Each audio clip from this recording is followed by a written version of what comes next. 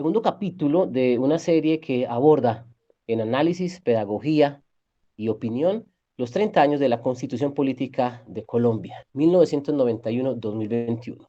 Un ciclo que desarrollamos en conjunto en la emisora cultural con el Instituto de Estudios Políticos de la Universidad de Antioquia. Para ello, contamos con la profesora Diana Higuita, quien es nuestra coordinadora académica para este segmento, a quien saludamos hasta ahora. Profesora, bienvenida, ¿cómo le va? Muchas gracias, Alex. Muy bien. Nuestro invitado hoy, el senador Iván Marulanda, y nos va a acompañar para hablar justamente de lo que significan estas 3 décadas frente al título que le hemos puesto hoy a este programa. Senador, bienvenido, un placer contar con usted en ese espacio de la radio pública del Departamento de Antioquia, que también tendrá su versión internet vía YouTube, gracias al Instituto de Estudios Políticos. Gracias por acompañarnos. Alexander, Diana, muchas gracias por invitarme.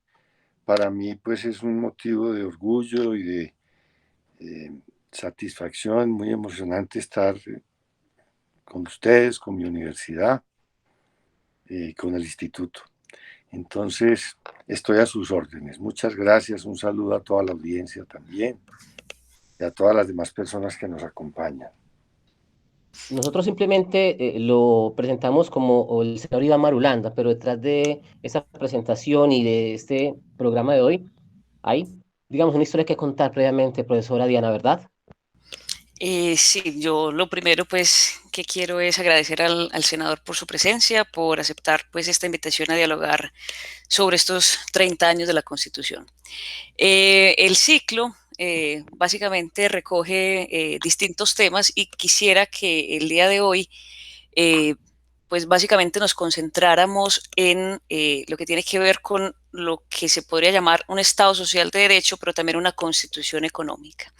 El programa anterior, le cuento un poco al senador también y le recuerdo pues a la audiencia que no nos acompañaron, el programa anterior tuvo, digamos, muchos aspectos teóricos relativos a, qué es una constitución, cuál es la importancia de las constituciones, el valor, digamos, político y jurídico de las constituciones, y quisiera que este fuera un poco distinto, ¿cierto? Que tuviera como un componente de pronto también más histórico. Entonces,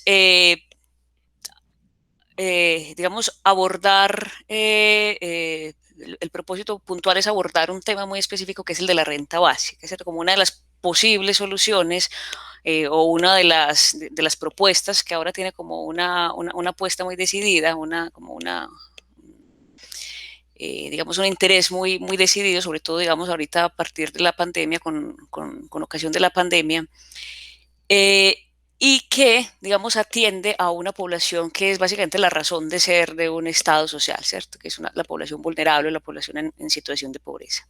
Pero antes de pasar, digamos, a ese tema, senador, me gustaría tener primero unas impresiones suyas, pues también aprovechando que usted fue constituyente de esa constitución del 91, a mí me gustaría que nos diera sus apreciaciones sobre algo, ¿cierto? Uno tiene la impresión de que cuando se habla de ese pacto constituyente del 91, es sobre todo un pacto, digamos, político por ampliar la democracia, ¿cierto? Por las circunstancias en las que en ese momento, digamos, vivía el país, por, digamos, la situación de orden público, por una escalada violenta que vivía en ese momento el país. Y estaba, digamos, en el norte, sobre todo la democracia y la paz. Entonces, mi pregunta va en este sentido. Y además también hay otra, digamos, otra concreción dentro de esa constitución que es un catálogo muy amplio de derechos sociales. Entonces la pregunta es, ese Estado social, esa democracia y esa, digamos, esa paz, digamos, ese edificio grande en el que se pensó en el 91, ¿con qué cemento se pegó? ¿Con qué cemento económico, cierto? Es decir, cómo se pegaron esos ladrillos de ese Estado social de derecho, qué modelo económico había detrás y sobre todo en esas discusiones de la Asamblea, si ese modelo económico tuvo, digamos, un espacio relevante, digamos, esa discusión sobre nuestro modelo. Fue producto de un encuentro como de todas las verdades de esta sociedad colombiana, un encuentro de la nación, en donde mm, todos, todas esas verdades eran las protagonistas que estaban ahí en ese salón. Verdades culturales, verdades territoriales, verdades de género, verdades religiosas, verdades ideológicas, verdades históricas, verdades sociales, económicas, en fin.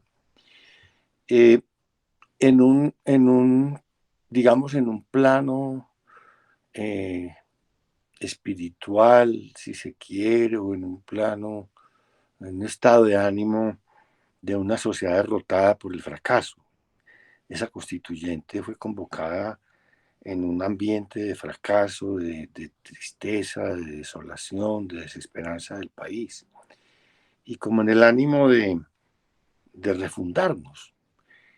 Y entonces tuvo la fortuna, que ese fue como el toque milagroso de las cosas que ocurren a veces en las historias de los pueblos, de que allá llegó un montón de gente que representaba todas esas verdades digamos que su gran mayoría, la gran mayoría de esas realidades colombianas estaban ahí, y todos en un plano, digamos, de humildad, de encuentro, de reconocimiento, de respeto, diciendo, bueno, no hemos podido en 200 años de república encontrar cómo vivir juntos sin matarnos. Entonces aquí nos mandaron, fue como a buscar un acuerdo de qué es lo que necesitamos convenir aquí, de igual a igual, mirándonos a la cara, con toda la humildad, qué es lo que tenemos que convenir para que este país nos reconozca a todos, y aquí nos reconozcamos todos en un plano de igualdad, como seres humanos, como personas. Y entonces escribimos esos acuerdos que partían de unas conversaciones muy sinceras, muy tranquilas. Allá nunca se alzó la voz, nunca nadie se puso bravo. Todo el mundo hablando con toda tranquilidad la razón que llevaba de las personas y de los sectores sociales que representaba, de los sectores, de las verdades sociales que representaba. Y entonces, de la verdad de cada quien se fue construyendo en el encuentro de esas verdades, se fueron construyendo pues verdades mejores en la conversación, verdades mejores, que ya no representaran al uno o a la otra o al de más allá, sino que nos representaran a todos. Y esa es la Constitución del 91, un acuerdo de un país derrotado, de buscar y encontrar un marco de razones, un marco de instituciones que nos permitan vivir sin matarnos, pero sin perder cada sector y cada realidad su identidad, y pudiendo discrepar en un marco de respeto democrático desde las diferencias. Eso es lo primero. Y lo segundo, que es fundamental en esta, digamos, definición, es que se dijo y le entendimos todos, y fue lo que dijimos todos y lo que convinimos todos. Esta Constitución es dictada por el pueblo. Esta Constitución es de la gente. Nosotros vinimos aquí, fue a traer una razón de la gente. Esto es de la gente, del pueblo colombiano. Y por lo mismo, lo que estamos diciendo aquí es que constituimos un Estado que le pertenece a la gente, que es para la gente. Y un Estado que tiene como función fundamental garantizarle a las personas unos derechos fundamentales que están establecidos en la propia Carta, que son básicamente los derechos humanos. Entonces, un Estado de la gente para protegerle a las personas, a todas las personas, sus derechos. Y entonces, pues viene la pregunta que me haces, Diana. Bueno, ¿y entonces con qué? Bueno, ¿y qué mecanismos trae la Constitución para poder atender esos derechos y esas garantías? Y entonces, pues hay unos mecanismos jurídicos que están ahí establecidos desde las propias instituciones, que garantizan las distintas ramas del poder, el ejecutivo, el legislativo, el judicial, en fin. Pero entonces me preguntas más allá, bueno, pero ¿bajo qué modelo económico es posible atender todo ese montón de necesidades? Y entonces te respondo, ese es un tema de cada momento, ese es un tema de cada momento. En cada momento, ese Estado tiene la obligación de ver cómo le resuelve a las personas el punto central de que tiene vulnerados unos derechos y que el Estado está construido para atender a esa situación. Es decir, ese Estado tiene la obligación de buscar la manera de atender esos derechos. Habrá unos derechos que se pueden resolver el mismo día, otros que se pueden resolver en 8 días, otros en un año, otros en varios años, otros en varias generaciones, pero el Estado tiene la obligación de reconocer que existen unos derechos vulnerados y que está programándose para responder a ese reclamo social, porque ese es su oficio. Y estamos hablando del Estado, no es un Estado impersonal, es que el Estado está integrado ya para gestionarlo por personas que el pueblo elige en las urnas. Entonces, allá estamos unos empleados públicos precisamente cumpliendo esa tarea. Entonces, el presidente de la República es un empleado público, los ministros, los senadores, los representantes, los jueces, los magistrados, todos. Y entonces, haces una pregunta también pertinente que va más allá y muy interesante. Bueno, ¿y qué modelo es ese? ¿Con qué modelo económico? Esa fue una discusión, Diana, muy interesante en la Comisión Quinta. Yo pertenecía a la Comisión Quinta. Esa es una pregunta muy, muy importante. Entonces, en la Comisión Quinta, que es la Comisión Económica a la que yo pertenecí, se hizo esa discusión. Bueno, ¿cuál es el modelo económico de esta Constitución? Y entonces yo lo planteé con los siguientes términos. Yo dije, el modelo económico de esta Constitución tiene que ser la democracia. Esta Constitución, desde el punto de vista económico, no puede ser dogmática, no puede ser doctrinaria, sino que el pueblo, cuando elige una propuesta política, decide a quién entregarle esta Constitución para que, con las herramientas que tiene, pueda, desde sus ideas y desde sus propuestas y desde sus compromisos con la sociedad y sus programas, los pueda llevar a cabo. Lo que no puede ocurrir es que llegue una decisión del pueblo encarnada en una presidenta o un presidente, en un gobierno, en una mayoría del Congreso, y no encuentren aquí con qué trabajar, con qué llevar a cabo lo que le dijeron al país que iban a hacer y que el país les delegó para que hicieran. Y entonces tiene que ser una constitución democrática, digámoslo así, neutra, desde el punto de vista ideológico, económico, es decir, sin modelo, sin dogma. Simplemente, si llega un gobierno neoliberal, pues tiene las palancas para hacer un gobierno neoliberal. Y si llega un gobierno socialista o socialdemócrata, pues tiene también las herramientas para ejercer su gobierno a plenitud. Esa fue la doctrina que venció. Fue una discusión muy interesante y muy emocionante porque al principio no todos estaban convencidos de que fuera realmente una discusión que tuviéramos que dar. La verdad es que nosotros veníamos de 200 años o 100, pues mejor de 100 años de una constitución dogmática. Ahora, quedamos con una constitución democrática desde el punto de vista económico y con unos compromisos sociales muy profundos. Ahora, hay un problema que hay que poner en evidencia y es que aquí no ha habido gobiernos socialdemócratas. Todos los gobiernos han sido neoliberales. O sea, la constitución no ha servido sino para implementar políticas neoliberales. Pero en el momento en que el país elija un gobierno socialdemócrata, ese gobierno va a encontrar ahí todas las palancas para poner el músculo del poder del Estado al servicio de esas políticas.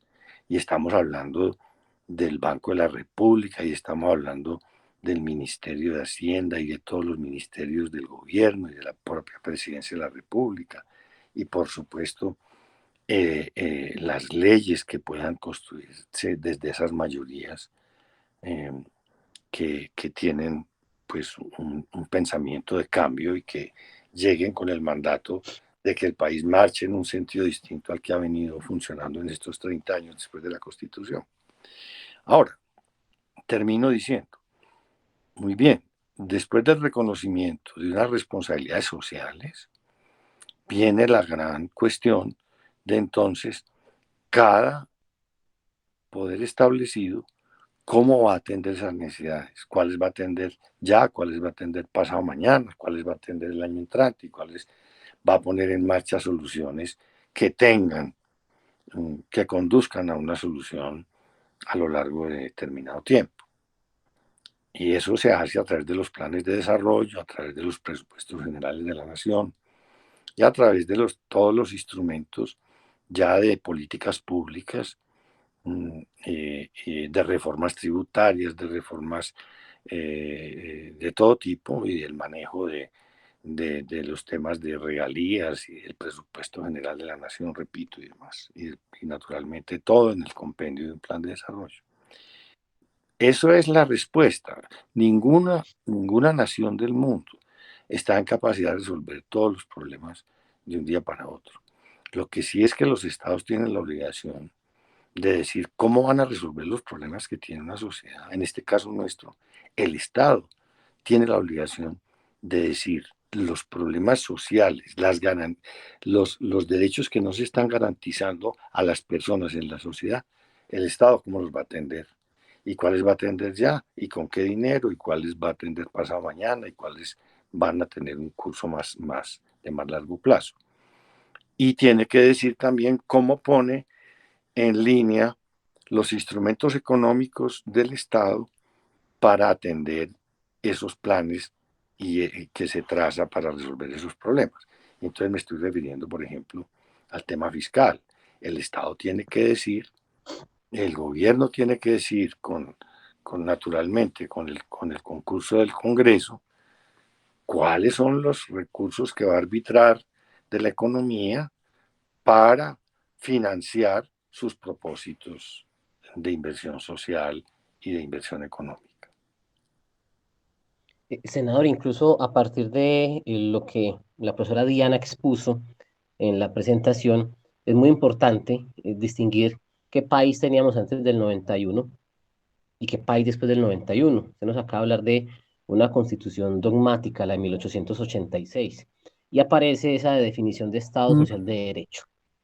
¿Nos explica, por favor, esa diferencia de países y cuando se habla de Colombia como un Estado Social de Derecho, qué significa? Porque usted nos ha dado claves a partir de su primera exposición, pero normalmente si uno va a la calle y comienza a hablar de un Estado Social de Derecho, uno se pregunta, bueno, ¿y eso finalmente en qué más se traduce?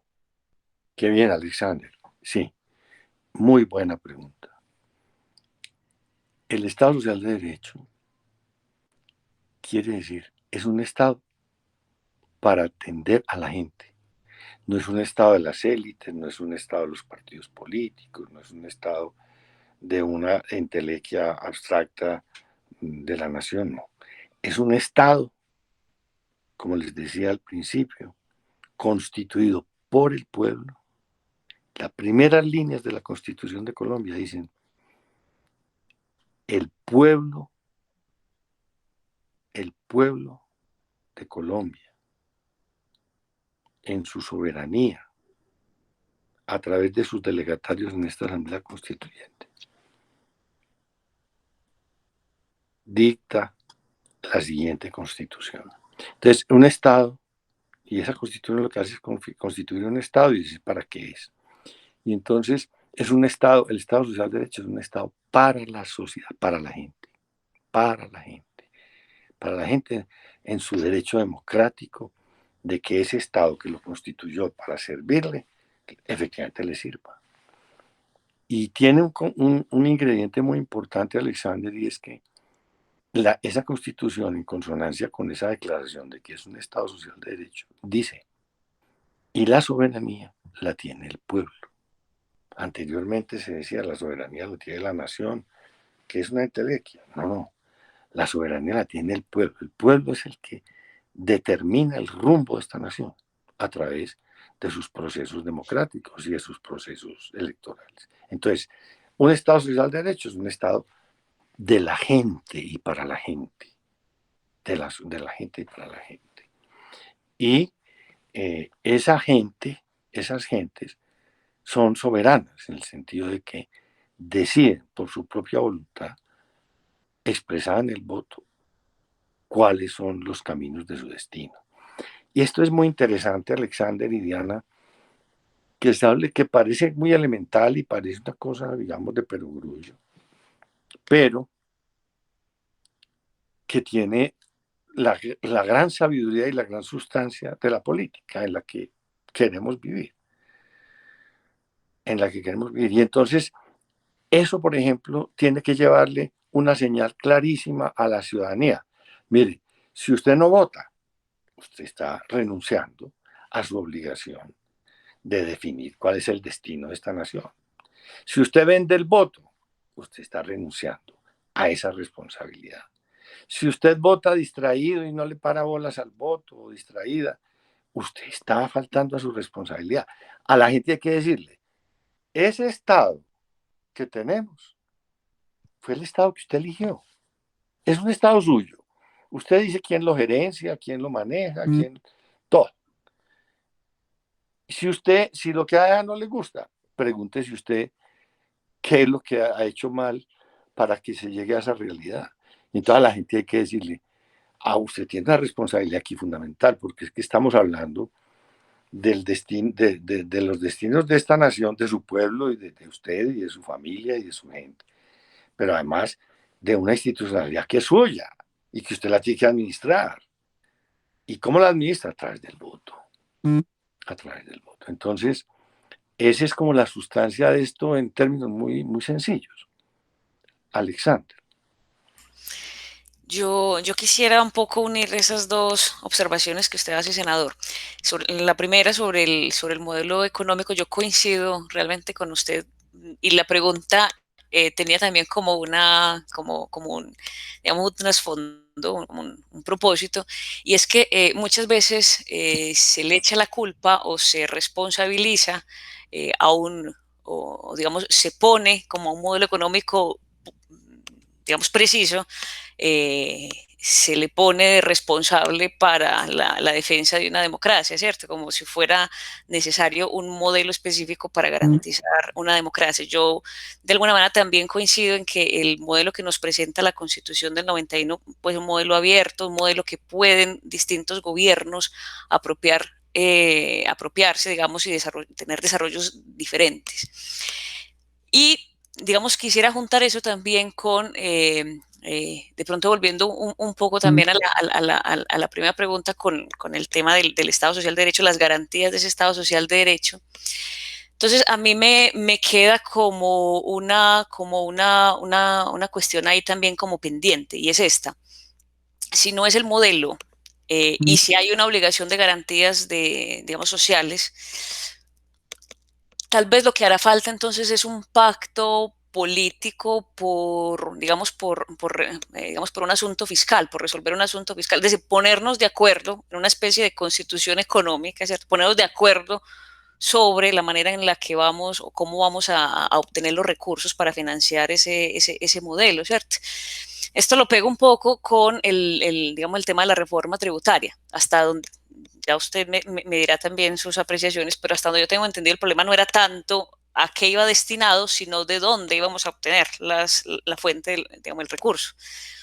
Entonces, parece que ahí todavía no ha habido como un pacto económico por eso fundamental. ¿Qué ha hecho falta para que o qué ha postergado ese acuerdo por lo fundamental en materia económica en el país?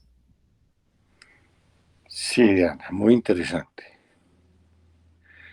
Eh, hay que contar una historia, y es esta. Primero, antes las constituciones eran lo que se llama cartas de guerra, es decir, eran constituciones que hacían los guerreros cuando ganaban la guerra civil. Colombia ha vivido una guerra civil desde el origen de la República, desde las guerras de independencia.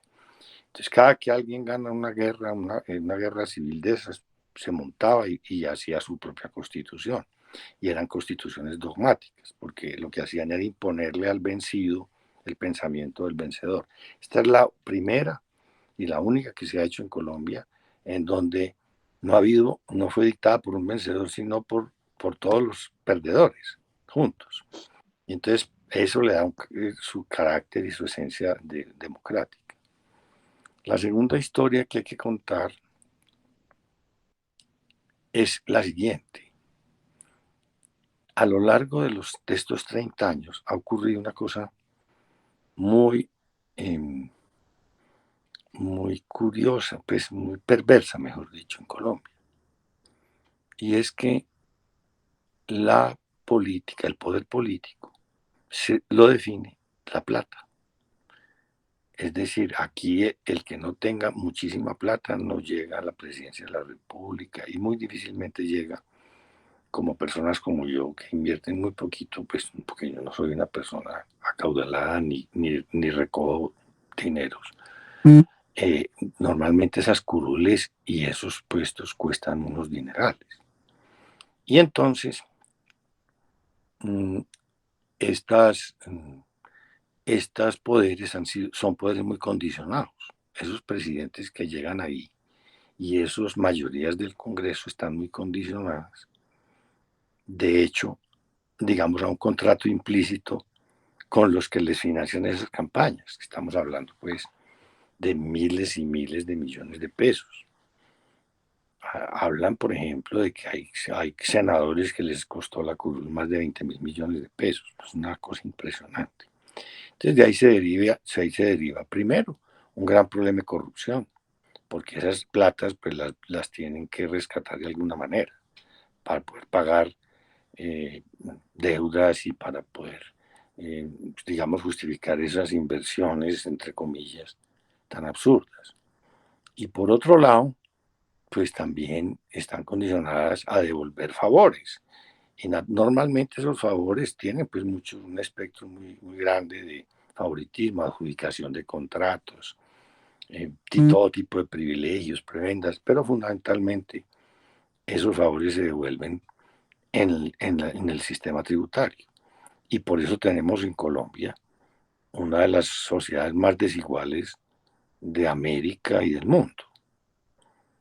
Porque lo que ha hecho es proteger ese sistema tributario a los grandes contribuyentes que son los que financian la política. Ahora bien, ocurrió otra historia. Y es que por ahí en los años 80 se había establecido en el mundo, en Occidente, un dogma, una doctrina, digamos, universal, lo que se llamó la receta de, de la política neoliberal, la manera de manejar la economía en las naciones de Occidente, que fue impuesta, digamos, con éxito en sus momentos históricos por la señora Thatcher en Inglaterra y por el señor Reagan en los Estados Unidos, y entonces ellos decidieron que eso tenía que ser, que eso iba a ser igualmente bueno para todo Occidente o todo el mundo bajo la influencia de esos dos poderes. Y entonces pusieron los organismos internacionales, el Fondo Monetario, la banca multilateral y por supuesto las cancillerías y las relaciones diplomáticas en función de imponer esas políticas, que eran políticas que no solamente habían tenido éxito allá adentro en las coyunturas de esos países en su momento, sino que además favorecían mucho a los intereses de esos países, en la medida en que partían de una apertura de los mercados que le daban a las, a las grandes empresas multinacionales que tenían sede y que tienen sede en esas naciones, pues unas ventajas comparativas pues, que les permitían crecer por todo el mundo, haciendo, entre otras cosas, desastres con las economías domésticas de estos países en vías de desarrollo. Entonces, esa receta económica, digamos, eran unas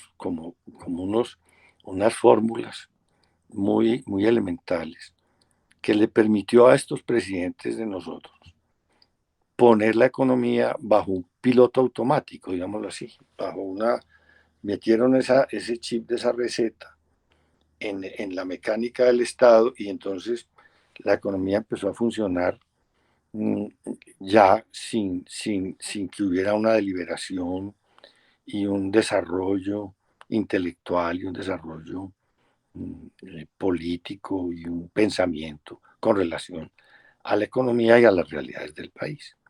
Y entonces ya los políticos ya no tenían que pensar en la economía, porque eso se manejaba solo, se lo entregaban a unos tecnócratas que eran los que administraban esa fórmula, y en esas venimos hace 30 o 40 años. Y entonces en la política se desentendió de la economía. Y esto está resuelto ya con esta receta, porque eso es lo que convinimos aquí con los países ricos, y además esto es muy fácil de manejar, y entonces ya los presidentes no tienen que saber de economía, ni los senadores, ni los representantes, ni nada. Ahí ponen unos tecnócratas a que manejen eso. Y esos tecnócratas, pues son los que tienen el mayor poder en el Estado, y no tienen vínculos con la realidad social, no conocen la gente, no conocen el país. Son unos técnicos fríos que tienen más contacto con los países desarrollados donde estudiaron y con los libros que ellos estudian y que no tienen nada que ver con la realidad colombiana. Y entonces venimos a lo largo del tiempo viendo ejercer políticas económicas y sociales totalmente desatinadas, que no tienen nada que ver con la realidad colombiana, hasta el punto de esta última reforma tributaria que ya fue el delirio. Y entonces fue a un país arrodillado como estaba arrodillada toda la humanidad por una pandemia, pero además que venía de una situación de desigualdad y de pobreza muy profunda. Y decirle que entonces se necesitaba una plata para el Estado atender unas necesidades y que era un Estado pues con muy poquita plata porque precisamente todos estos 30 años desde esa fórmula lo que hacían era bajarle los impuestos a los que pueden pagar impuestos. Y entonces esta crisis les llegó al Estado colombiano en unas condiciones de, digamos, de inopia fiscal. Y entonces cuando vieron que efectivamente tenían que hacer algo, porque se habían cruzado de brazos viendo la pandemia y diciendo, sálvese quien pueda, cuando vieron que tenían que actuar y que tenían que dar una renta básica que veníamos reclamando hace más de un año y que tenían que atender un sistema de salud colapsado por una pandemia que el Estado no había podido atender y las empresas quebradas sin tener un apoyo del Estado, entonces dijeron, sí, aquí efectivamente se necesita una plata y resolvieron y se la cobraron a los pobres y a las clases medias, pues claro, se produjo toda esta situación que tenemos. Entonces aquí tenemos que empezar por reparar muchas cosas hacia adelante. Y es, primero que todo, entregarle el poder a un pensamiento político que tenga que ver con las realidades de la gente, las realidades de las regiones, de las comunidades, de los sectores, de acuerdo con las realidades de los sectores, lo que implica tener un conocimiento de la realidad. Es que nosotros tenemos un presidente que no lo conocía a nadie. Yo llevo más de 50 años en la vida pública y yo no conocía al presidente de Colombia. Lo vine a conocer el día que se posesionó hace 3 años. Una cosa increíble. Colombia es el único país que elige de presidente a un desconocido. Y un desconocido es a su vez un desconocedor. Sí, señor, no conoce este país. Y entonces, pues claro, miren la que nos tiene. Entonces, lo primero que tendrá que pensar este país es, bueno, ¿a quién le entregamos esto? Que sea alguien que con nosotros conozcamos y que nos conozca. Y además con el que estemos de acuerdo qué es lo que hay que hacer aquí. Y luego, elegir, no desde la lógica del dinero, sino desde la lógica de la conciencia. Bueno, ¿quiénes son las personas a las que vamos a entregar este país? ¿A quién le vamos a entregar la potestad de legislar? ¿A quién le vamos a entregar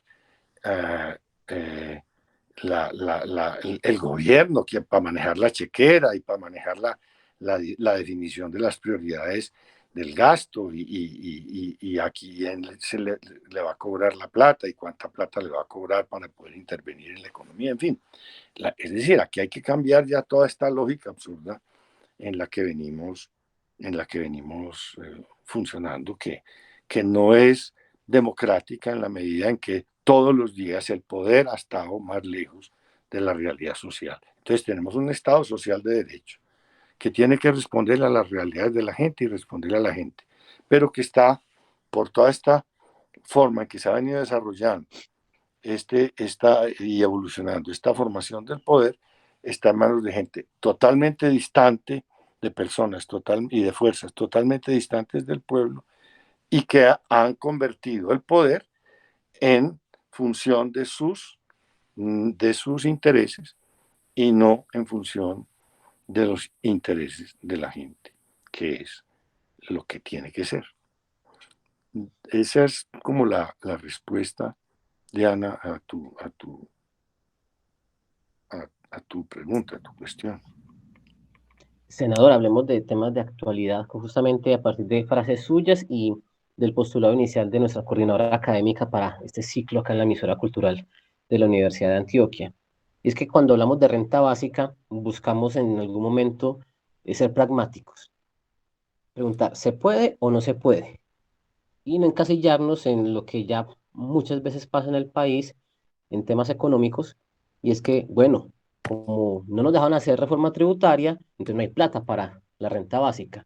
Como si fuera la única fórmula en un país en el cual, pues, si bien no somos los más bollantes, el presupuesto de la nación, y usted que conoce a plenitud porque el Senado es el que lo aprueba año por año, efectivamente se puede saber si se puede o no se puede, si el asunto es de voluntad política.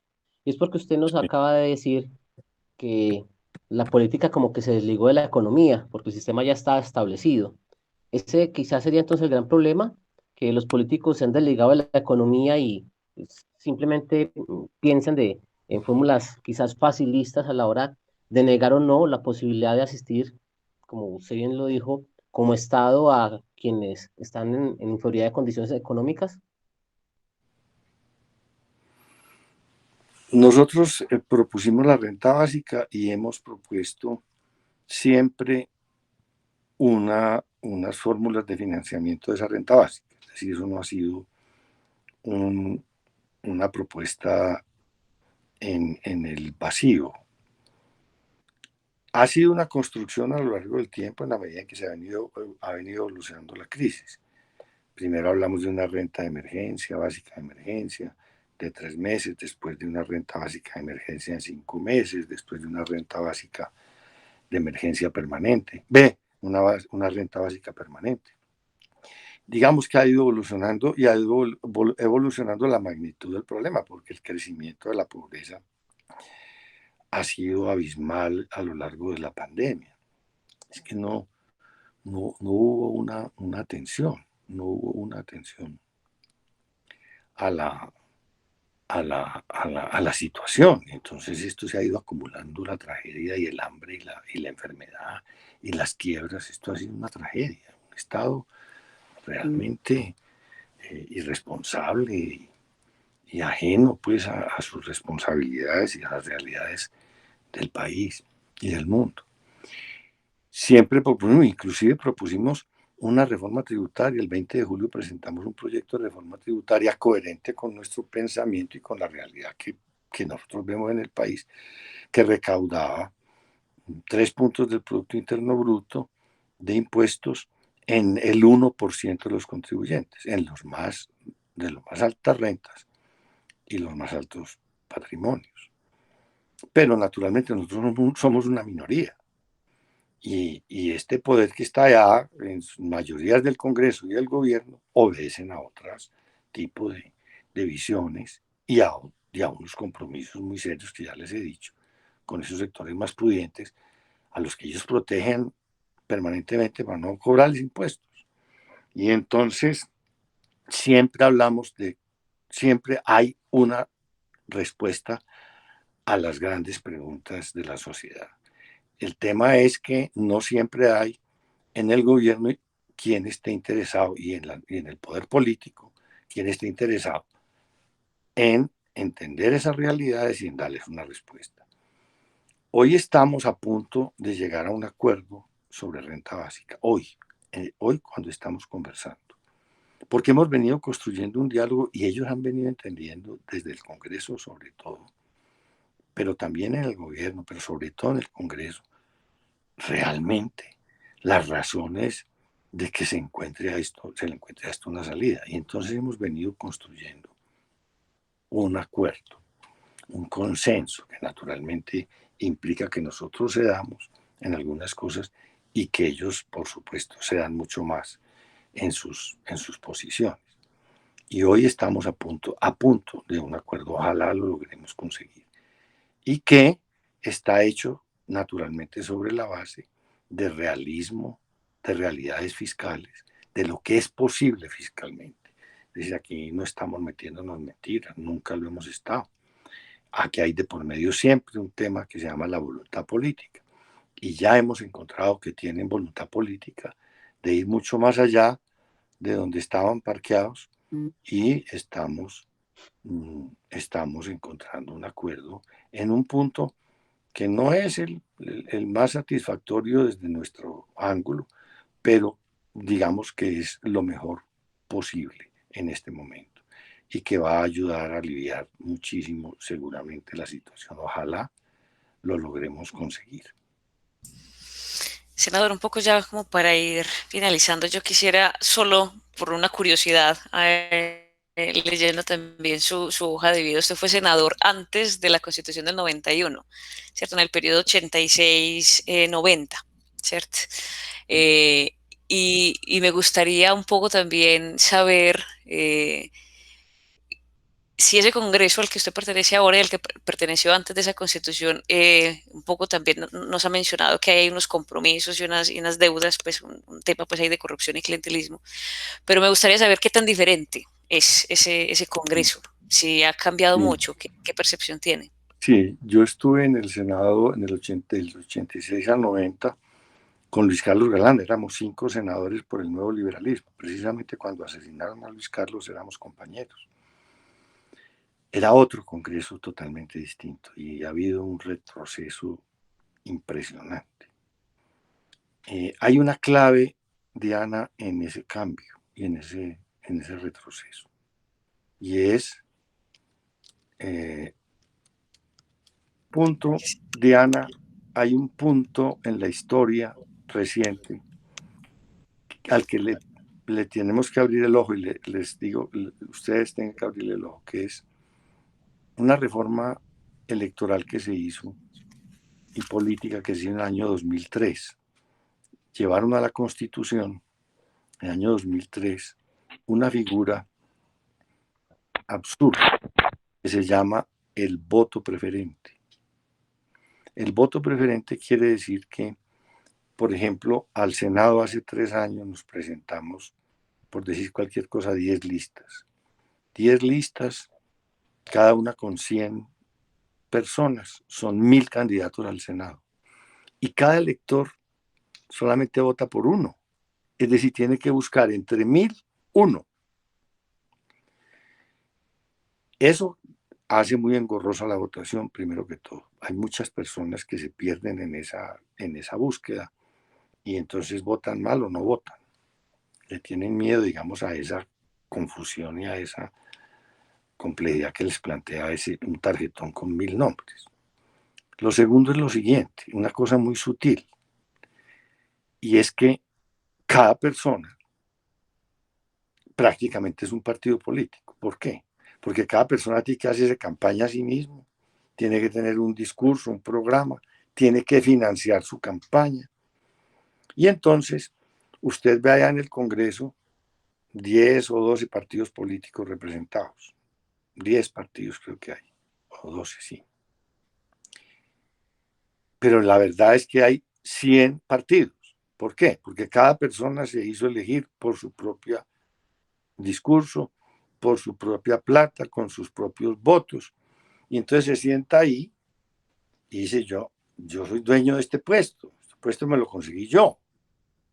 Y entonces yo hago aquí lo que a mí me parezca, lo que yo piense, lo que esté en consecuencia con lo que yo piense, y básicamente es como con lo que está en consecuencia con lo que le interesa para poder seguir ahí toda la vida. Y entonces son unas lógicas ya muy individuales y unos intereses muy individuales. Antes no era así. Antes la gente votaba por una lista de un partido, y si el partido tenía derecho a 10 curules, pues eran los 10 primeros de la lista. Pero las personas que iban en representación de esa lista iban en representación de un partido, es decir, de una historia, de una ideología, de un programa y de una organización y de una jerarquía. No cada uno por su lado, sino un partido. Y entonces en esa época no había sino 4 partidos en el Congreso, en el Senado. El Partido Liberal, que era una mayoría, el Partido Conservador, que le seguía. Después estábamos el Nuevo Liberalismo y la Unión Patriótica. Entre otras cosas, en ese periodo asesinaron 5 senadores de la República, una cosa monstruosa, entre ellos a Luis Carlos. Entonces, en esa época, cada partido tenía un programa y tenía una filosofía, y en cada discusión, alguien del partido, el mejor para la discusión, hablaba a nombre de todos, hablaba a nombre del partido. Se discutía un proyecto de ley, el que más conocía de ese tema hablaba a nombre de todos, y hablaba a nombre del partido y en función de una doctrina. ¿Sí? Eso eran discusiones, además muy interesantes, porque como hablaban muy pocos, para cada tema hablaba uno de cada partido, pues se podían extender en hacer sus análisis, sus reflexiones y sus discusiones. ¿Cuál es el escenario de hoy, Diana? Hoy, como son 100 partidos, hay un tema y todos quieren hablar. ¿Por qué? Pues porque todos se sienten en el derecho y en la obligación de decir qué es lo que piensan sobre cada cosa, pues porque ellos están ahí por su cuenta. Y entonces, naturalmente, cuando piden la palabra 80 personas para hablar de una cosa, pues el tiempo que les toca a cada uno es mínimo. Y entonces usted se ve en la situación absurda de que estamos hablando, por ejemplo, del presupuesto general de la nación. Y entonces usted pide la palabra, le dan la palabra y le dan 2 minutos o 3 minutos para hablar del presupuesto. Hágame el favor, del presupuesto general. Entonces, por supuesto, allá no hay debates, allá no hay discusiones, allá no se profundiza, allá nadie sabe cuál es la sustancia de lo que está pasando ahí, porque cada uno está diciendo cualquier cosa, porque en 2 minutos no se alcanza a decir sino cualquier cosa, y entonces es un popurrí de pequeñas cosas sin que haya un análisis de las situaciones. Y las votaciones obedecen a la lógica de lo que cada uno, unos lo que les interesa, otros lo que realmente piensan, no sé. Entonces es una situación absurda. Todo eso, fíjense, desbaratado por el hecho de que hay un sistema electoral absurdo que atomizó totalmente el pensamiento político y la representación popular, y la atomizó y la volvió 1000 pedazos. Y entonces hoy no hay una línea, un hilo conductor en las políticas públicas y en el debate público, sino que son muchas cosas fraccionadas en pequeños fragmentos que no representan realmente nada fundamental ni nada importante para el país.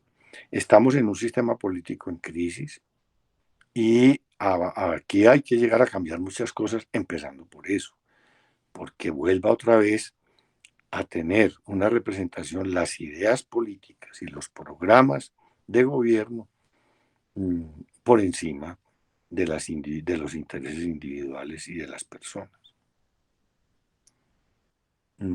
Eso. Hay un, Eso tal vez es lo que yo quisiera decirle, Diana, sí.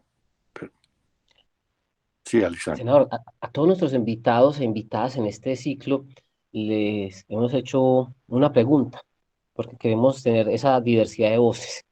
Y es para usted, Iván Marulanda, ¿cuál es la importancia de la Constitución Política del 91?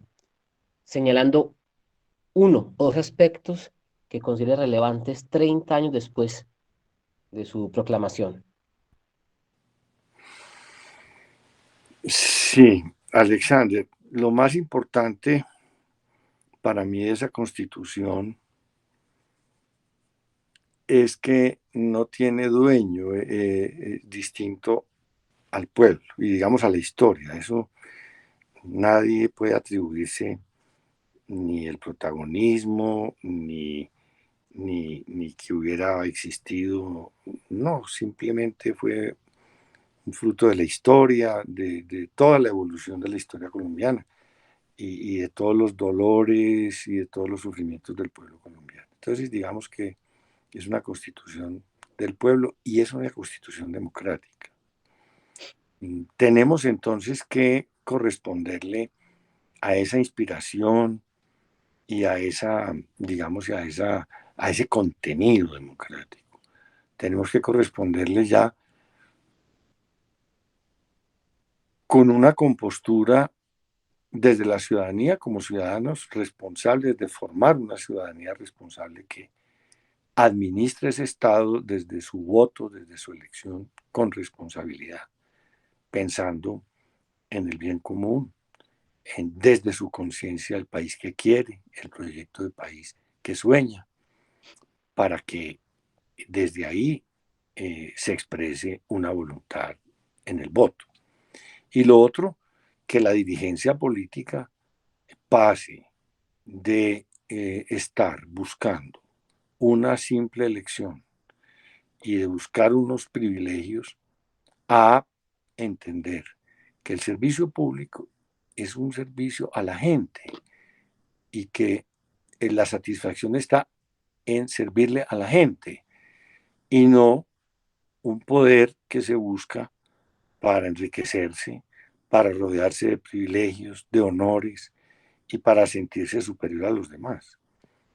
Es un cambio cultural en el ejercicio de la política y es llevarla allá a la quintesencia de esa constitución. Y es que las personas que lleguen allá a asumir responsabilidades y a tomar decisiones tienen que hacerlo en función del bien común y en función de su condición de subalternos del pueblo y no de personas que están por encima del pueblo, que es lo que ha venido ocurriendo. Es un tema, digamos, cultural.